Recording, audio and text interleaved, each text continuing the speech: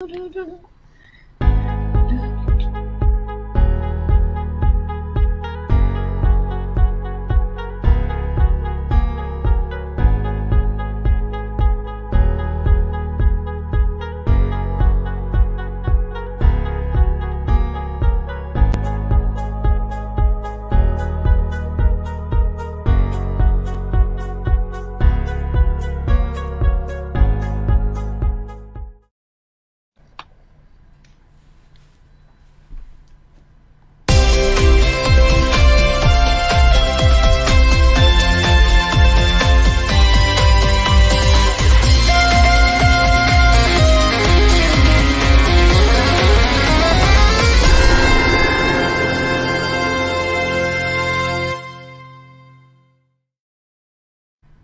it's Saturday night, it's 9:30 Central European Time, and this is ESC Fan TV. We are reviewing Heat 4 of Norway's Melodi Grand Prix. Yes, we have heard almost all the songs in this year's MGP final, and we are going to review the outcome of tonight's Heat. Joining me, as always, I've got a fantastic panel of guests, starting, of course, as always, with my delightful co-host. It's the lovely Stuart. Thank you, Hello, Tom. Stuart. Thank you. Good to be here as always. I'm in the chat tonight, so keep your comments coming. Chat with me throughout the night, chatters. And yeah, what a fun show that was, Tom. Oh, absolutely amazing. Lived up to expectations, I do believe. Also joining us this evening, we've got the lovely Joe. Hey, Joe. Hello, I've got Keith and Jim with me as well again today because we're going to be talking about Subwoolfer. Hey, we've also got Thomas. Hey, Thomas. Hey, Tom. Happy to be here. Great to see you on the show again, my friend. And also joining us, we've got Oben. Hey, Oben. Good evening, everyone. Justice for Maria.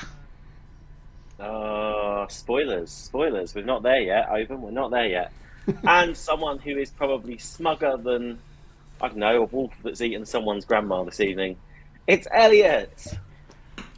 Look, I'm not happy that I'm right, okay? But 3 out of 4 right, I'll take it. Yes.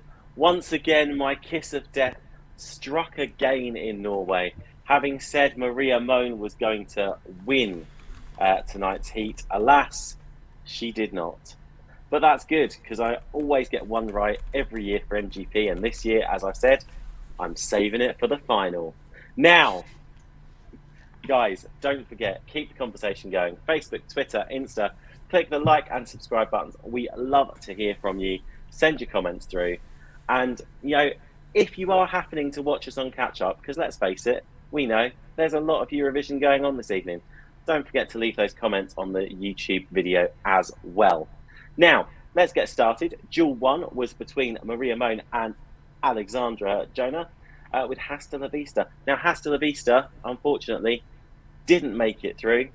But let's see what the panel thought of this Latino bop mix. Let's go straight to Joe. What did you make of this performance? I wasn't that impressed, I'm not going to lie. I didn't like the dancing. Too many boobs. I know you guys will just think, oh, that's fine, but not me. I didn't think she sang that well, and she really didn't deserve to go through. There was absolutely no competition, was there really? We always knew who was going to go through in the end of that one. Nice enough girl though. I do think there was a lot to be said about the staging. I'm not entirely sure what the circle things in the background were supposed to be. Over, maybe you could enlighten us. Sorry. You know what? This song, it's just pure joy, right? It's going straight to my sorry, my boss is calling. Didn't he get the memo? No office calls after the office hours. Anyway, what was I saying? It's straight going to my playlist. But in all fairness, the staging was very lame. It wasn't even worthy of the MGP semifinal. So I didn't think it was I didn't believe it was going through to the golden duel or to final or win the whole thing. she had no chance, but she definitely gave us a gift, the best gift she could, and it's a song for our playlist. There we go. Yes, a song for the playlist indeed. Thomas, do you reckon this ever actually stood a chance of going through? It never had a chance. I think she seemed nervous at the beginning. I think even though it's a up tempo song, I actually think it needed some pace at the end. It goes at the same pace all the time. So I actually think it was a bit boring. It was very simple staging. She was the singer. There was some dancers. That's it. Yeah. Do you know what? You're right. It was very much a almost a paint by numbers type song in that respect. Let's go to Elliot and get your take on it. Yeah, it was. I do really do enjoy this song. I think I was the only person who enjoyed this on Thursday, but yeah, she kind of didn't have a hope in hell tonight when the duels came out, and yeah, it was just lacking some spark on stage. As we said, like, you can take a song like this and really sell it with a performance. Insert Eleni Foureira or Chanel here, and that's just what was missing. She did seem really nervous, and it's such a shame because in her interviews afterwards, she was really bright and bubbly, and like really excitable, and I was just kind of sat there going, where was this literally 5 minutes ago on stage? I get it happens, like when you perform and you realise it's live, nerves take over, and I think that's just what happened, sadly. The song's still great. I loved her styling. She looked a lot like Zendaya, I felt like, tonight with her hair and her styling, but yeah, didn't really stand the chance in this duel, unfortunately, which is sad, but I'm still going to enjoy this song. So You have to enjoy it, preferably with some whiskey or some cocktails, of which, there we go. Stu, wrap this one up for us. So, unsurprisingly, this worked for me.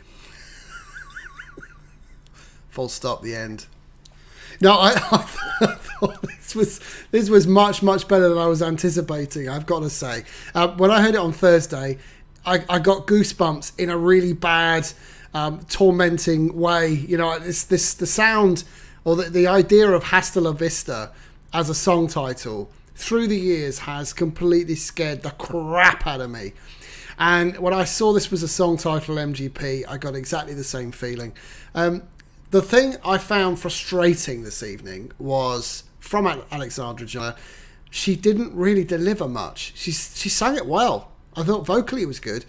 But if you're going to take a Latin up-tempo pop number to any kind of competition, you kind of need to move.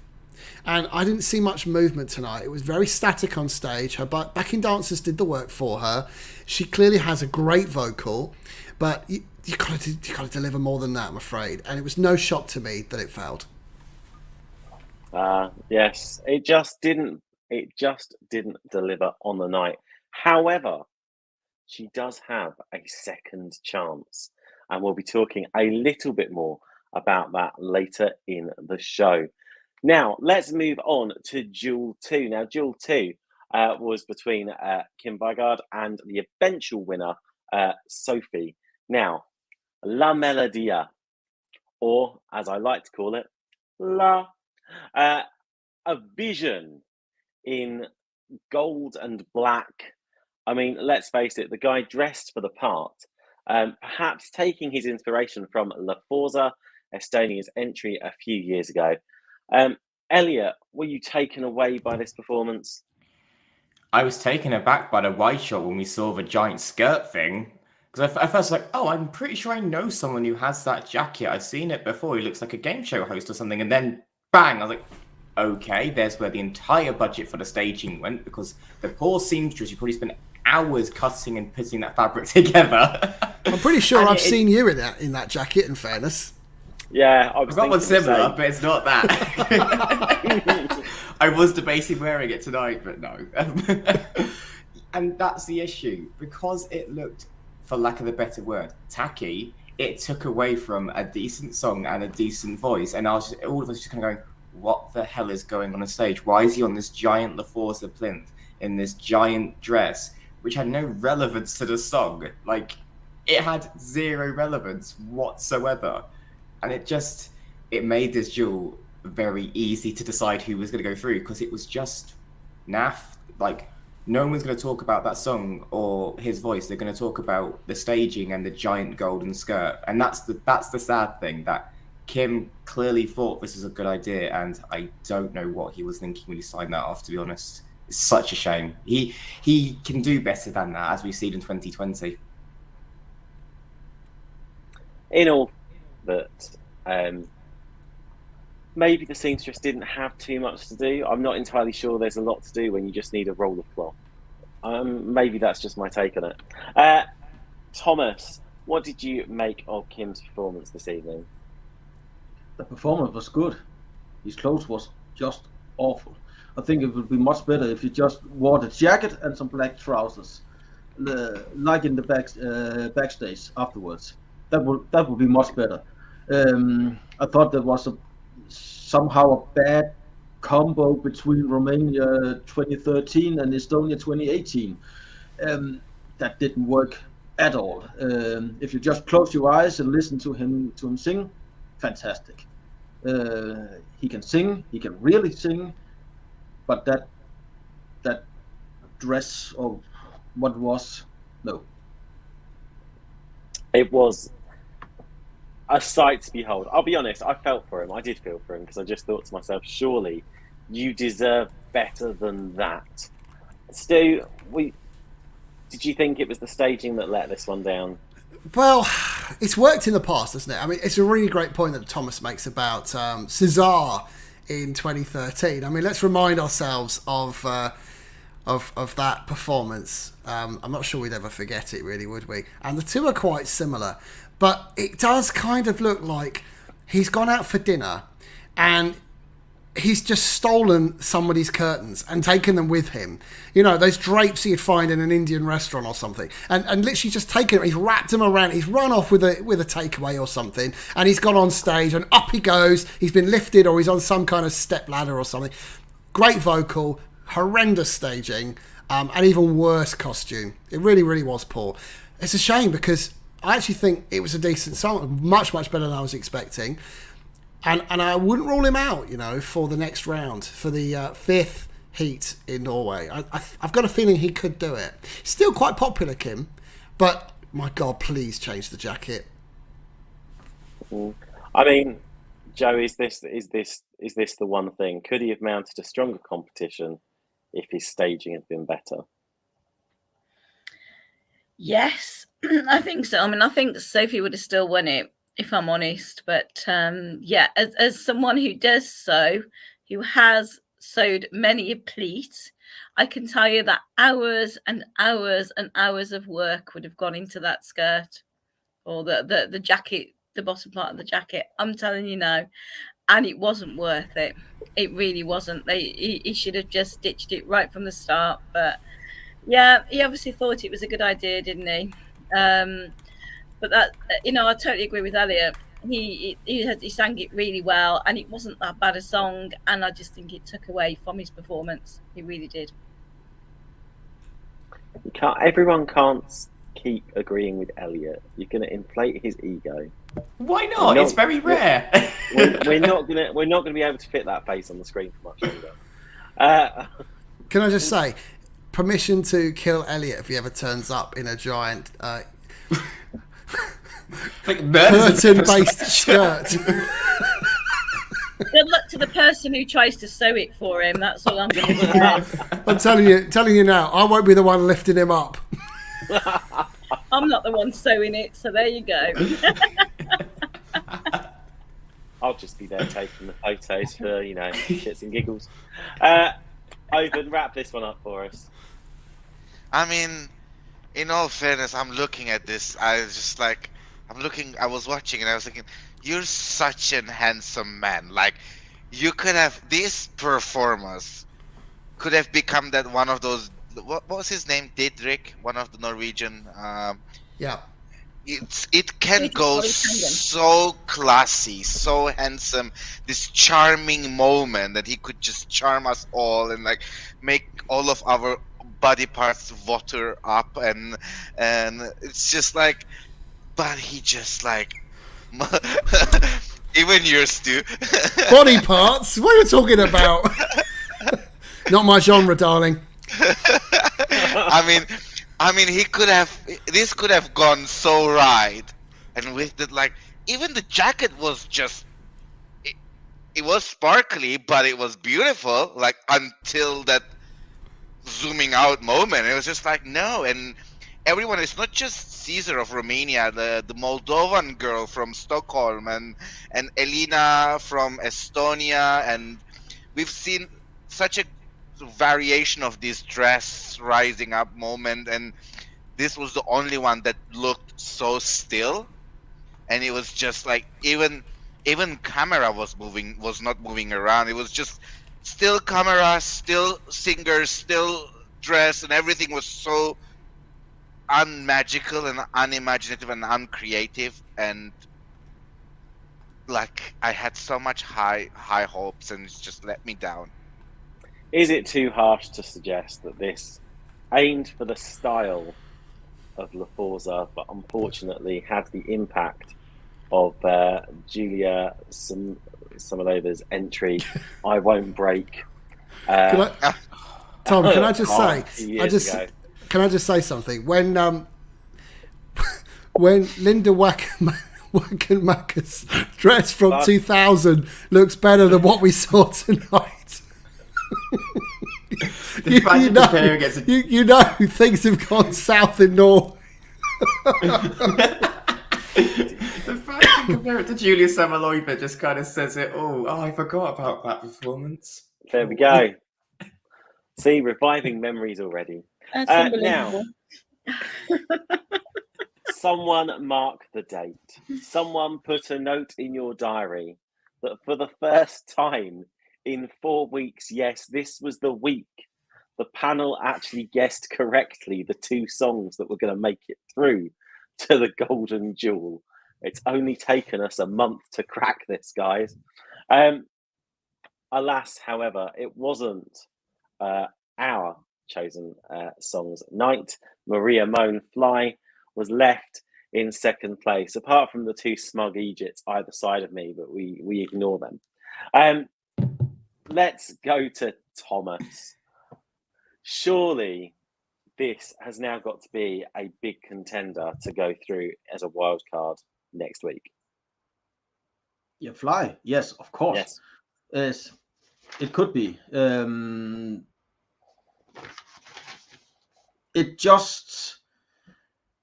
She sings it amazing.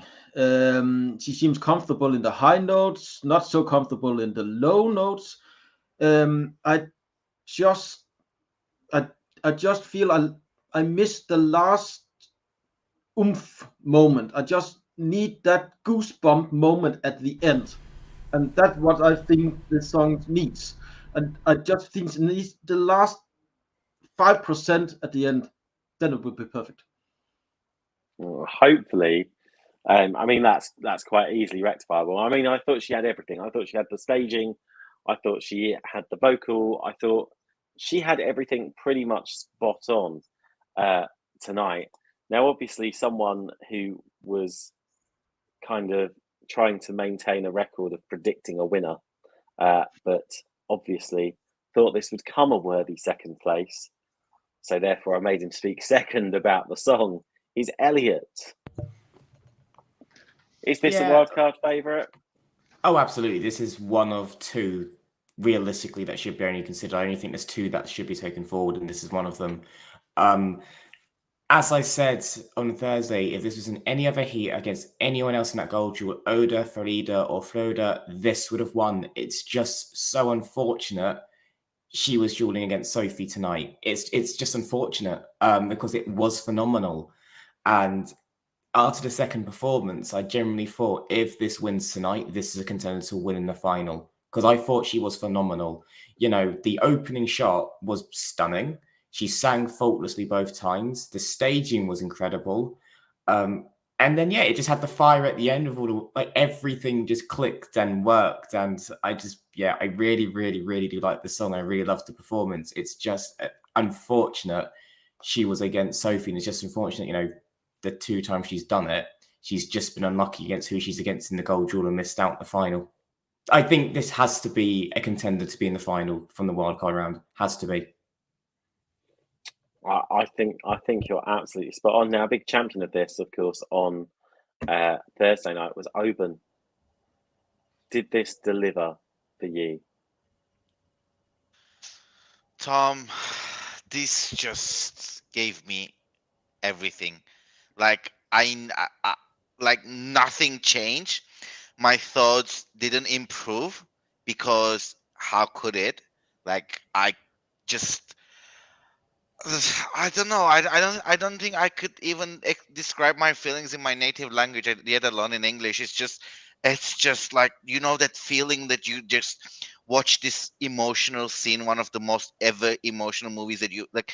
There's just this heaviness on your chest, and then there's a cramp in your like diaphragm or something. It's just like it's hard to breathe, and you're hard to like process it. It's just like everything, and it wasn't too much. It's not like it's over the top. It was just beautiful, the staging. And you like, as soon as like while you were watching it, you could feel that he really meant everything she sang. I think she was the only singer on this stage that believed her song.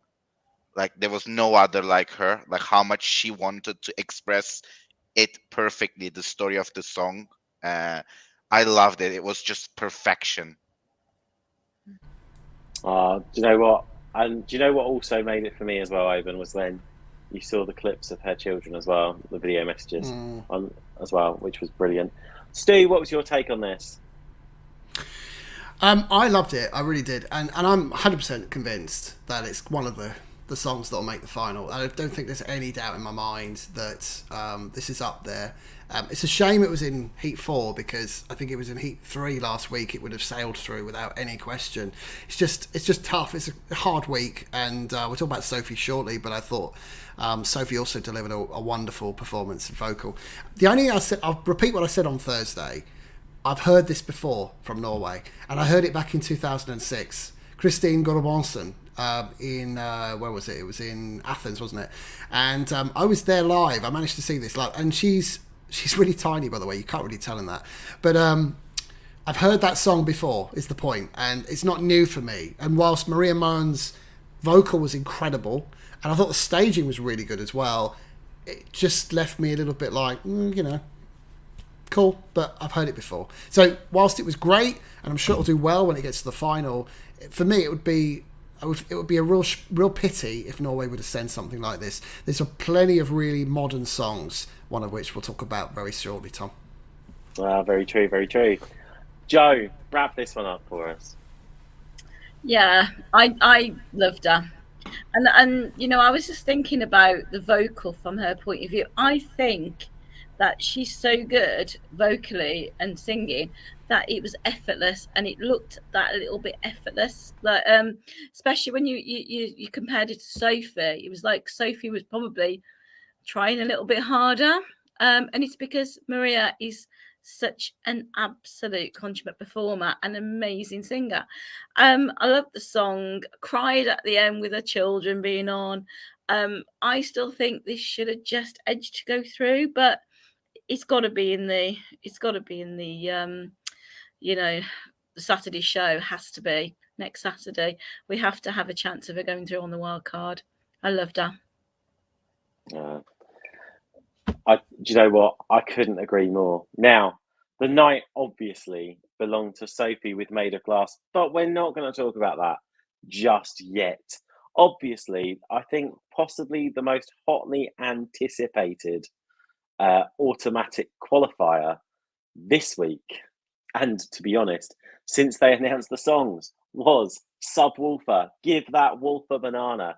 Yes, the banana has finally landed, and boy did they deliver.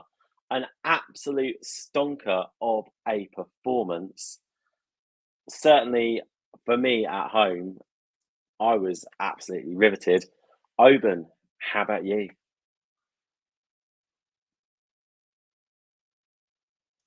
Sorry. Uh,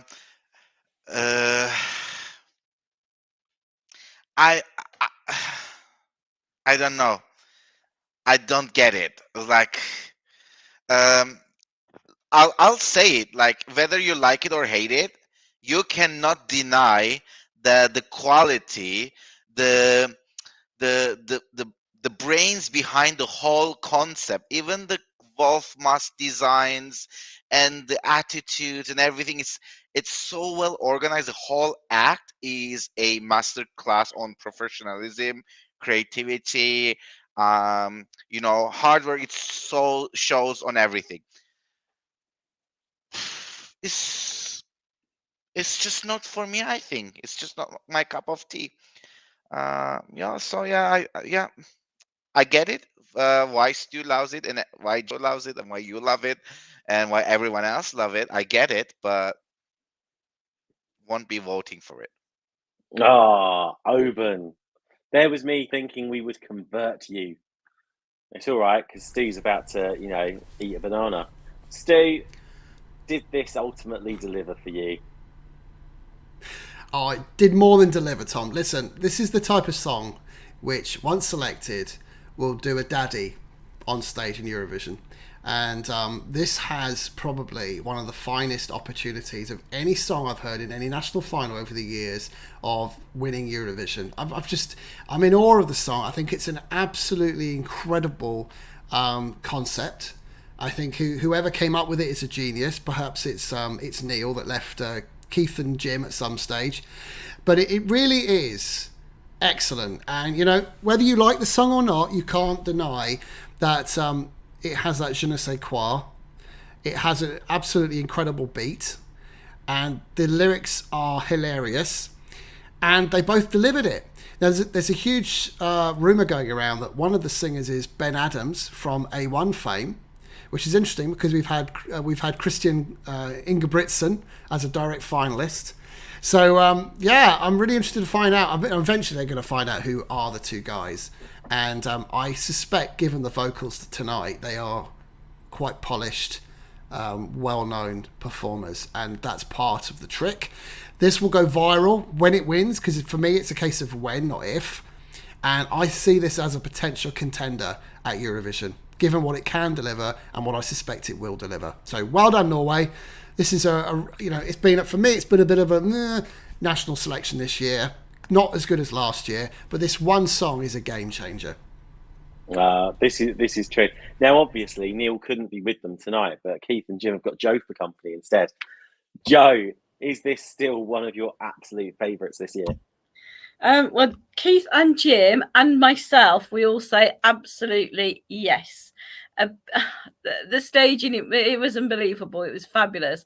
I'd forgotten they got that dance. And I know they'd had a lot of it on TikTok, and the amount of people, the amount of fans they have on their Facebook page that just send in fan art and dancing, of them actually doing the dance and stuff. They are huge. They have a massive following.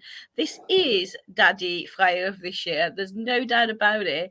So they have to go through. It's Norway need to put through something upbeat, something different. This is perfect. And we're all going to be going yum, yum, yum, and doing the dances.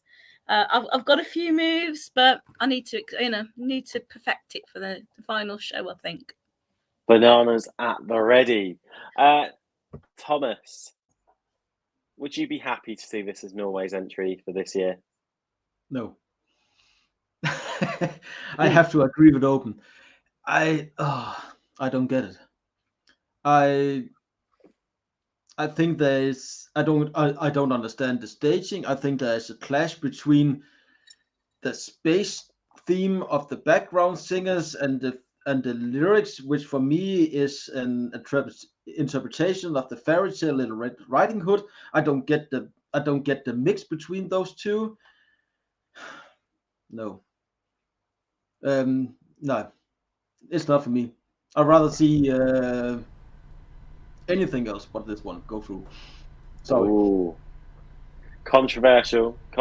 But in actual fact, I do think this is an opinion that is shared with some people. I think it was Martin Palmer that put in the chat on Thursday that if this was to go to Eurovision and win Eurovision, it could set the contest back 20 years.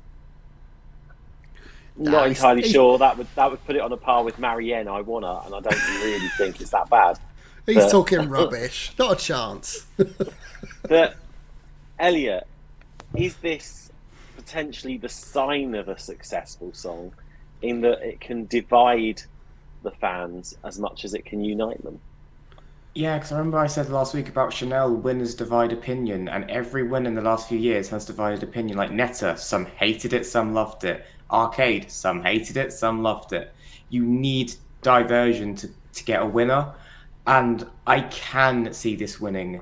And if it does win, it will be the Daddy Flair, and it will do a Kino where it will do terrible in the jury vote, but probably win the public vote. Should this go to Eurovision, what else is in that final in 2 weeks' time? Not a hope in hell. I'm sorry. The performance is really slick and it was really captivating, but there were some elements I didn't like the lyrics on the screen look naff. One of them sounded dire, probably one of the weakest vocals I've heard this year. It's the one trying to do that, mimicking that digitized voice. Just put a vocoder over that microphone because it sounded terrible. And the other bloke, if it is Ben Adams, sounded brilliant, but the other one dragged it down. And you've got to remember there is a jury in Norway this year. They've brought the jury back, and I think with your Sophies, with your Flodern, with your Elsie, and with Anna and Christian, this is just going to sink. So unless it wins that jury, I don't know how they're doing the jury televote split this year in the first rounds. This may not even make the top 2 or the top 4. I think the public are going to love it. Will the jury give it a chance? I'm not convinced.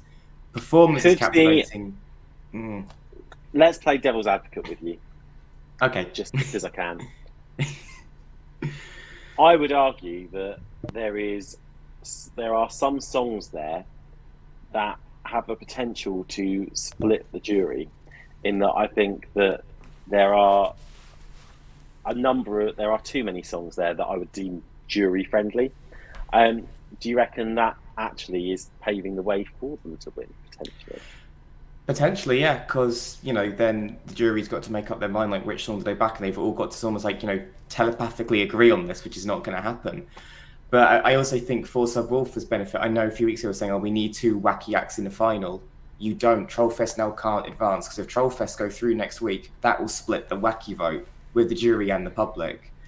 They do stand out, and that is their biggest selling point. They stand out and they are captivating. So I can see this doing well. Would I be disappointed if this went to Eurovision?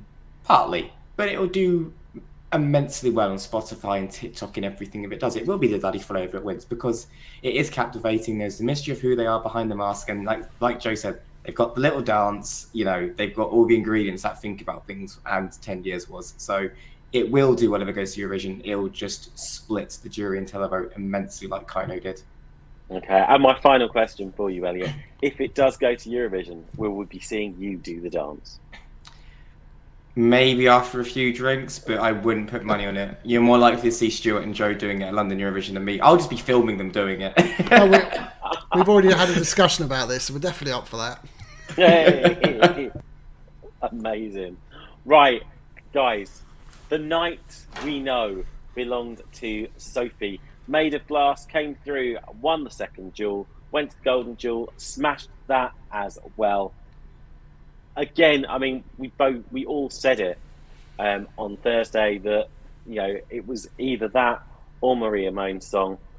One person who did predict it, who has bragging rights this week, it's Stu. What did you make of the performance? I thought it was excellent. I thought it was one of the best vocals I've heard this year in MGP by far. I thought she looked stunning. You could tell the song was written by credible songwriters. Little nod to you there, Joe, with Moorland. I thought it was stunning. I love the way she performed it as well. Yeah, I mean, what's not to love? It reminded me of some of the great ballads we had in last year's competition. And it's an absolutely worthy finalist. If it wasn't going to be Sophie, it was going to be Maria. Both of them deserve a place in that final. I think it would have been very, very close in terms of votes. But I think Sophie is a worthy winner, and it's going to do fine in the final. It's not a winner of MGP for me, but I think, and I do I'm slightly concerned that Elsie Bay's song and this song could potentially count each other out a little bit. But it's good. It's strong. She's strong. She's a great performer. Well done. Really good entry. Now, of course, someone who we know loves Moreland must have been, even though she backed Maria on Thursday night, this must have been a bittersweet experience. Moreland did you proud, didn't he, Joe? Oh, he certainly did. I didn't see enough of him on there, though. Sorry. Just bits on screen, I mean, obviously, I know he couldn't have been there, but hey, he could have done backing vocals. He could have done anything. No, I think, I mean, he's such a fabulous songwriter, isn't he? I mean, all joking aside, I mean, that song is class, and she performed it. She didn't let him down. She was amazing. There's absolutely no doubt that, that she was a very, very close second for me. So yeah, I'm really glad she went through. I agree with what Stu's saying about cancelling her and potentially Elsie cancelling themselves out. Maybe actually her and Christian cancelling each other out in the final, because again, absolute sheer class of ballads, and this could play into Subwoolfer's hands, to be fair. It's going to be a fabulous final, isn't it? It's going to really be a great final, whatever happens. Yes, only 2 weeks to go as well. Elliot, what was it, do you think, about Sophie's performance, Sophie's song tonight that actually pushed her over the winning line? I think this was incredibly close, just duel between Maria and Sophie, and there was no bad option in this gold duel, to be honest. They both deserved that final spot. I just think Sophie's song just sounds a bit more now and current, and it was just a little bit maybe more cohesive. That's the only thing. Like, vocally, she's got a winning voice. Like, her voice is phenomenal. I was very impressed with her. And I did say the song felt a bit Taylor Swift-like, but then again, is that a bad thing when Taylor Swift is currently ruling the world with her music? No, and I would be very happy to see a final two between Elsie and Sophie if they were the two left in the gold duel vote. And I think it would be very interesting to have two debutants who wrote their own song with very credible teams behind them fighting it out for that spot to represent Norway. Yeah, I really enjoyed this performance. I did like her. It was nothing groundbreaking, but she still, as we said, took something that's been done before, but made it her own and made it very, very, very good. And I think that's what got her over the line. I can see this winning in 2 weeks' time. And if not this year, she will be a future winner in MGP, surely. Like, she's a phenomenal singer. And this is just the start of her career. So, and as I say, she seemed like a really sweet girl as well when she won. So it's going to be interesting, but this definitely a contender to win. I was going to say, so even if she doesn't win the whole shebang, in actual fact, a potential entrant for the future anyway. Oban, obviously, she was up against your darling Maria. Come on. What did you make of it? So, Tom, I was so conflicted, like, when I was listening to the song and watching her perform. How much I loved it, I felt like I am betraying to Maria, because I wanted it to be very easy and like smooth for Maria, and I was really, really, really needed her to do well. But just can't deny it. Sophie's performance was spotless. Like, it was perfection, the vocals and everything. I wasn't like, sometimes this taking the lyrics so literal in terms of turning it into the stage performance, like broken glasses and stuff. Sometimes it works, sometimes it doesn't. I am not sure that I'm not sure if I like in her case. I know that give that wolf a banana, it's also a literal interpretation of the lyrics as well, with the wolf masks and then the banana color. But I think for Wolf, it worked more than it worked for Sophie, the broken glass staging. So maybe staging would improve, would change, I would be more supportive. But as it is, I think it was really, really, really beautiful golden duel. Fair comment. Absolutely fair comment. Thomas, wrap this one up for us. Beforehand, I have Sophia and Maria as the two clear favorites for the gold duel.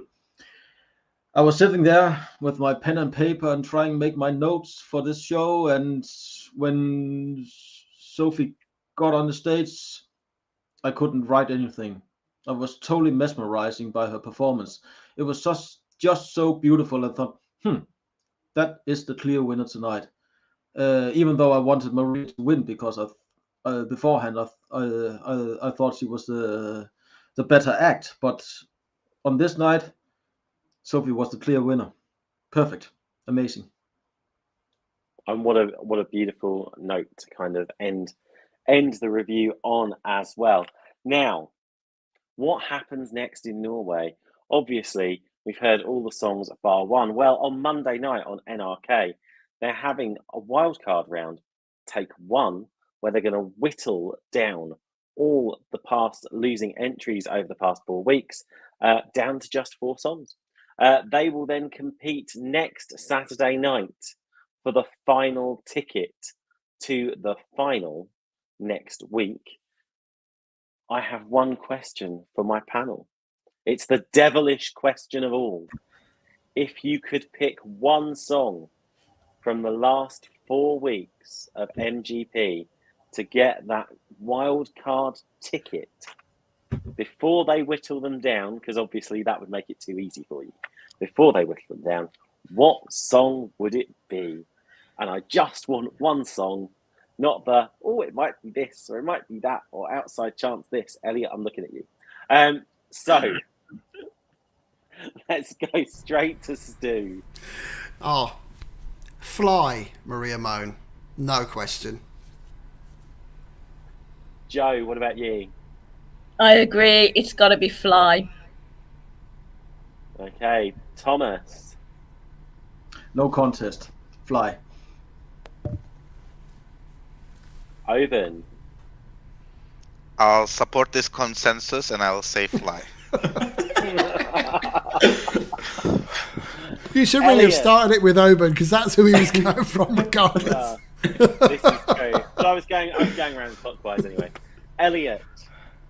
Oh, I hate you. I'm going to throw in a different name, Mari. Oh, interesting. That'd be your loss if it didn't go through, wouldn't it?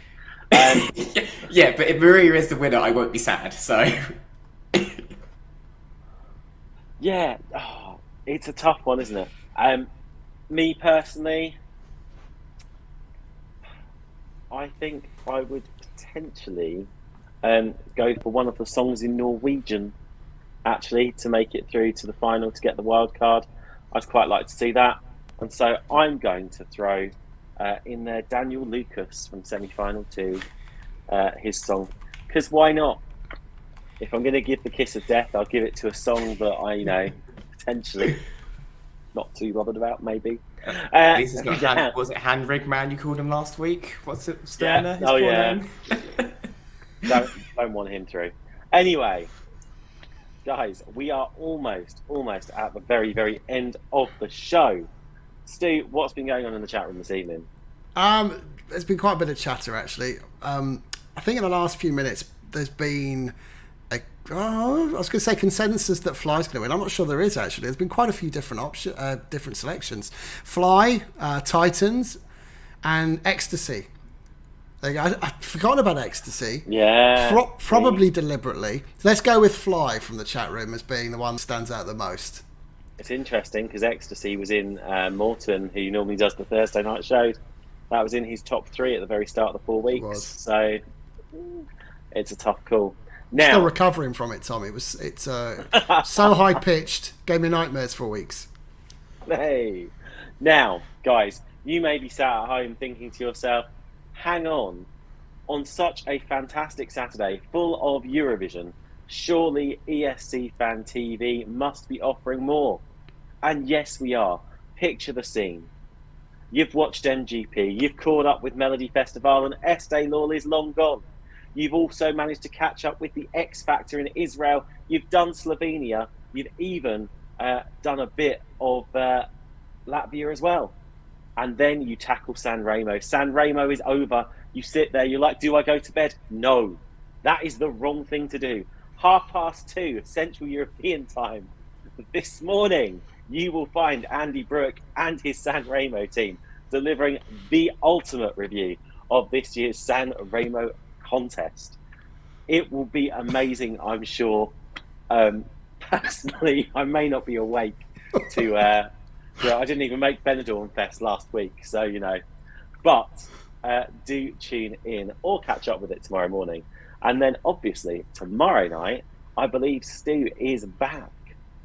That's right. We're starting our Melfest Sundays, which I'm so excited about. I need to listen and watch tonight's entries. I hear it was all fun over in Malmo, so we'll kickstart that train shortly. But just thinking about San Remo at 2:30, and the panelists tonight, Tom. So if you wanna watch a incredibly drunk Andy Brooke, an incredibly drunk Phil and Michelle, an incredibly drunk Donna and Ian and others, then this is the show for you. And if you can't stay up that late and into the early hours of Sunday morning, you definitely can watch it on demand. I mean, I imagine it's going to be incredible and certainly compelling viewing. It will be amazing.